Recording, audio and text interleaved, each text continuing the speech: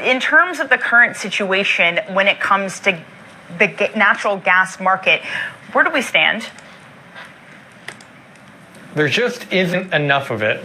The world has doubled down on natural gas as a shift away from coal and diesel to power their economies and heat their homes. And because of that, there is this enormous demand for gas from Europe to Asia to the United States, South America, around the world.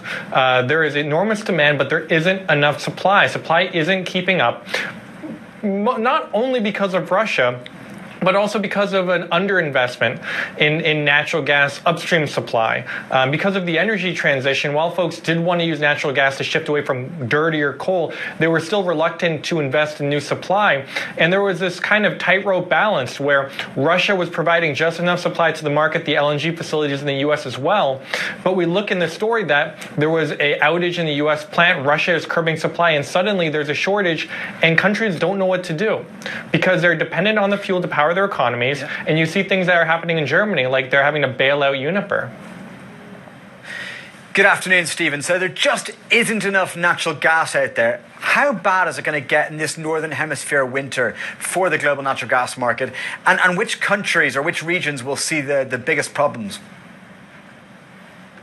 It's going to get probably pretty bad.